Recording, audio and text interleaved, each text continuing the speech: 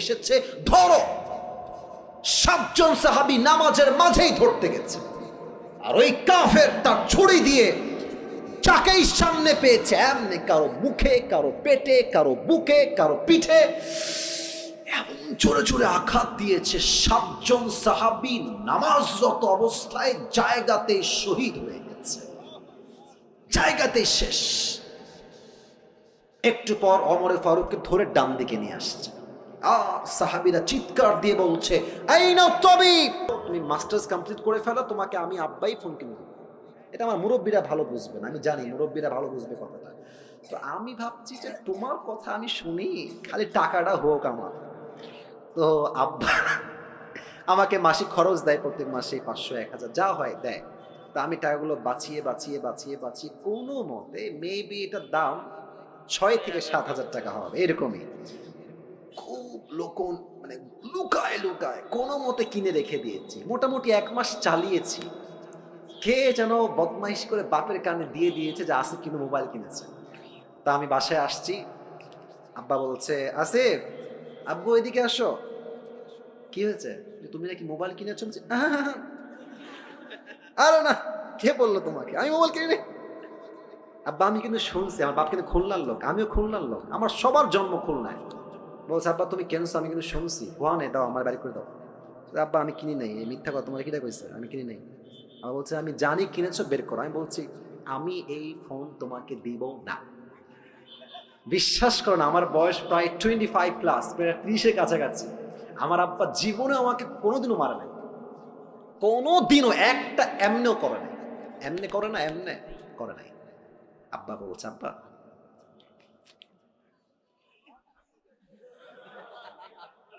আব্বা বলে দাও, আমি বলি হবে না। আব্বা লাস্ট বার বলছে, আসিফ শোনো, তুমি 1 নাম্বার ছাত্র, তুমি অলওয়েজ ফার্স্ট হও। তুমি যদি মোবাইল ফোনটা ইউজ করো তুমি কিন্তু সেকেন্ড হয়ে যাবে। আব্বা ফার্স্ট যদি থাকতে চাও please give me the phone, দিয়ে দাও। আমি একদম নাচরমান না, আমি দিব না। আমি বাড়ি থেকে বের হয়ে বাইরে চলে আসছি অজুখানা। আমার বাসা হচ্ছে মসজিদ, এইটা বাসা অ্যাটাচড। আমার আব্বা মসজিদে খতিব, ইমাম, দুইটা একসাথে। তো আমার আব্বা বাড়ি থেকে বাহিরে চলে আসছে, আব্বা মোবাইলটা দাও, চলো আমরা একসঙ্গে খানা খাই। মোবাইল কিন্তু আমার পকেটেই আছে। আমি বলছি, নাই দাও দাও, দিব না। এই যে দিব না, মার এমন মার দিয়েছে, আমি একটা থাপ্পড় উল্টে পড়ে গেছি। আমাকে থাপড়াইতে থাপড়াইতে বাড়িতে নিয়ে গেছে। এই চল! আমি তো টের পাচ্ছি না কিরে হইল কি আমার সাথে এটা, কারণ জীবনে মার খাই নাই, তো এই প্রথম মার খাইতেছে জীবনে। মারতে মারতে বাড়ি পর্যন্ত আমাকে নিয়ে গেছে। বিশ্বাস করেন, এটা আমি মজার জন্য মোটেও বলছি না, তোমাদের শিক্ষা আছে এখানে। তো আমাকে যখন আব্বা মেরেছে, আমি প্রায় 1 মাস কোনো কথা নাই। আব্বাকে দেখলে 14 মাইল দূরে, আব্বাকে দেখলে 10 হাত দূরে, কোনো কথাই নাই। মা বলে, কথা বল, তোর বাপ আমাকে মেরেছে কেন, আমি কথা বলবো না। বিশ্বাস করেন, ওই সময় বাপকে ভেবেছি বাপ আমার শত্রু, কেন মারলো আমাকে, শত্রু মনে হয়েছে। বাট এখন বুঝি, আমার বাপ ওই দিন আমাকে না পিটাইলে আমি আজকের আসিফ হুজুর হইতে পারতাম না, ঠিক কিনা বাবা? তা বাপ যে তোমাকে মারে, মা যে তোমার ধমক দেয়, তুই কই গেছিলি, বাড়িতে কেন দেরি করে আসলি, রাত বাজে 1টা, তুই দেরি করলি কেন? বাপ মাকে শত্রু ভাইব না, মাথায় রাখবা। বাপ মা ধমক দেয় বিধায় তো আমরা মানুষের মতো মানুষ হতে পারি, ঠিক কিনা বলো? আব্বা আমার দোয়া লাগে। তো আমার অভাব ছিল কি লেভেলের, আমি চাকরি করতাম 3,000 টাকা, মাত্র 3,000 টাকা। আমি যে বাইকে তেল ভরবো ওই টাকাও আমার কাছে ছিল না।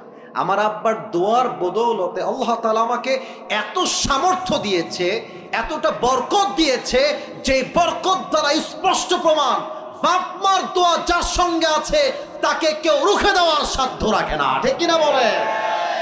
বাপ মায়ের দোয়া, রিদাউর রব্বি ফি রিদাইল ওয়ালিদাইন ওয়া সাখতুর রব্বি ফি সাখতিল ওয়ালিদাইন।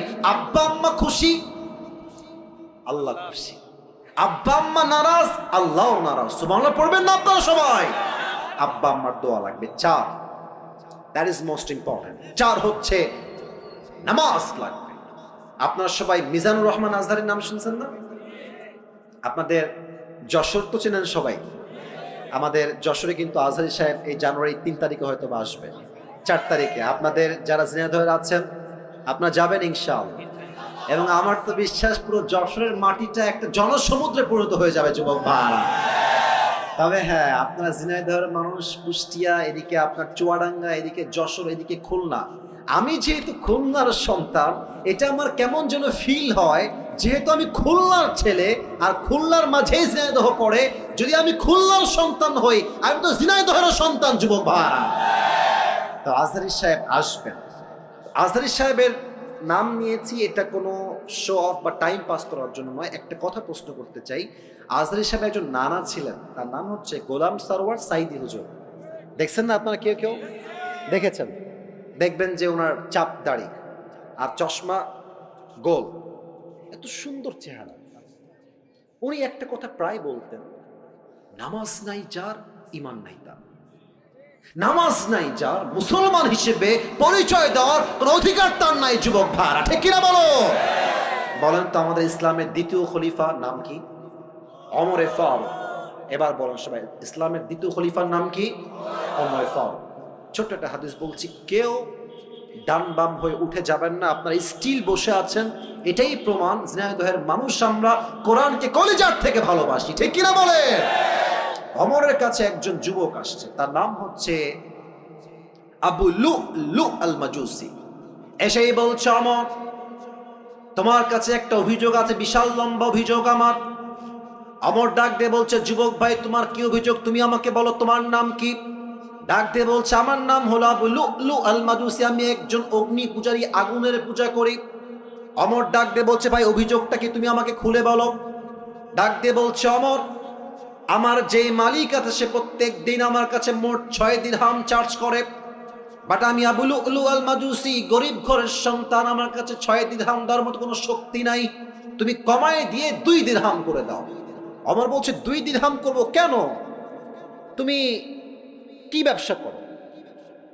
তোমার ইনকাম কি? কেমনে তুমি কামাই করো? How do you earn the money? তো সে বলছে, আমি মূলত খঞ্জর বানাই।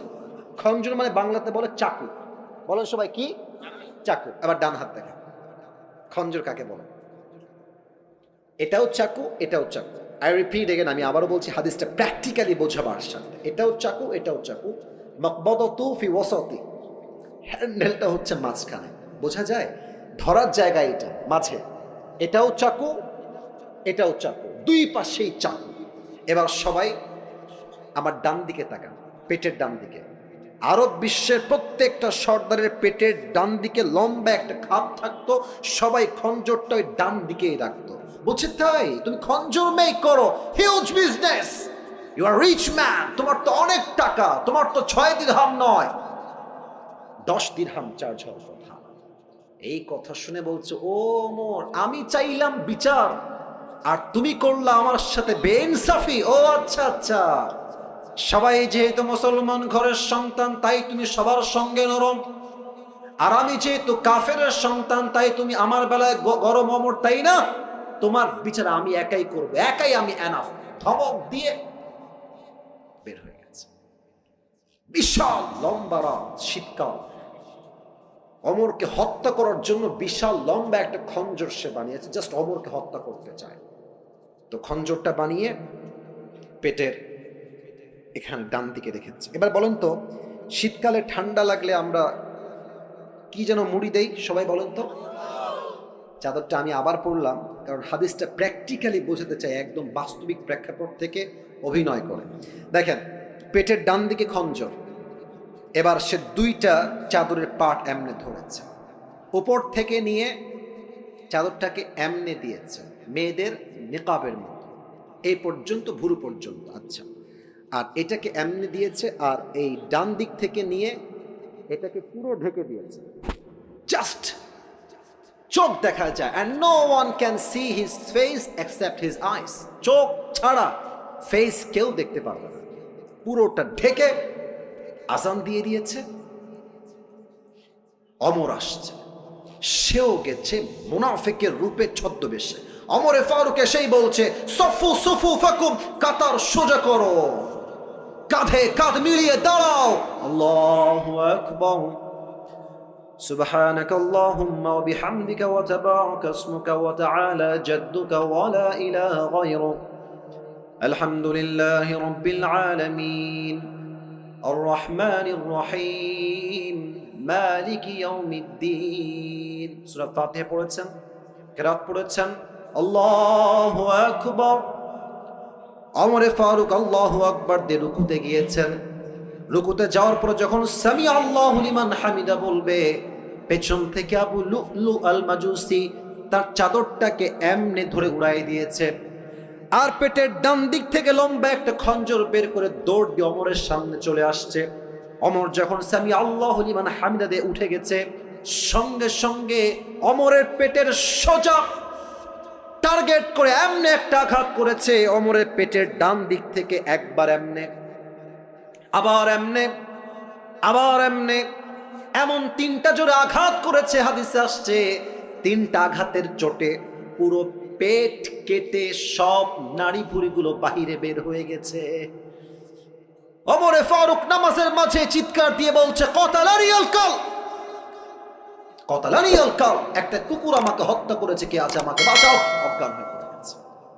আর সাহাবীরা বুঝে গেছে যে সামওয়ান কেম ফ্রম আউটসাইড, কেউ